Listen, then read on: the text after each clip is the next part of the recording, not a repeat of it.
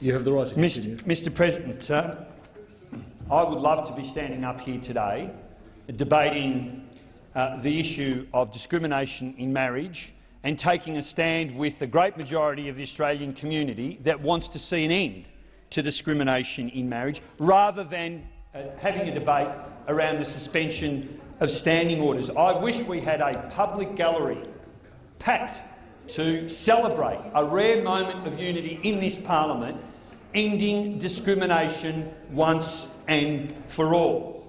Instead, we are here on the back of a decision by a Prime Minister who has once again failed to lead this country into the 21st century. The spectacle yesterday was shameful.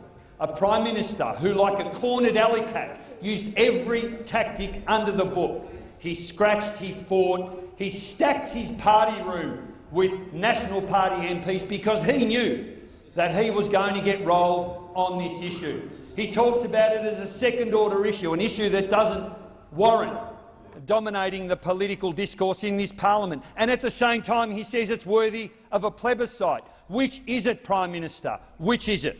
We know that this is a rare opportunity to end the issue of discrimination once and for all. And think of the signal. Think of the signal that the Prime Minister's actions send to the young people right across this country who are being told, you are different. The love that you have for another person is not the same as the love that some other people have. The way you feel is not normal. Is it any wonder that young people right across the country who are in a same-sex relationship have a greater rate of self-harm, who have higher rates of depression, higher rates of suicide? It is because of the symbol, the messages, the language that this parliament has used in squashing a debate that should be around an end to discrimination between two people, regardless of their sex, regardless of their gender. We saw a Prime Minister who failed to lead the nation into the 21st century. That's what we saw. We saw a Prime Minister who was so desperate to use any tactic he could to stop this debate that he diminished his standing and the standing of this parliament. When the history of this parliament is written, yesterday will be one of its darkest days. One of its darkest days, because here we had everything pushing us towards a decision that would have ended the discrimination that exists between people in this country. And there's never a place for discrimination, whether it be discrimination towards our Aboriginal brothers and sisters, whether it be discrimination towards people of different faiths, and whether it be discrimination when it comes to love, the love that two people have. And I just say to the Prime Minister, you can stand there and you can obstruct this momentous change that will happen.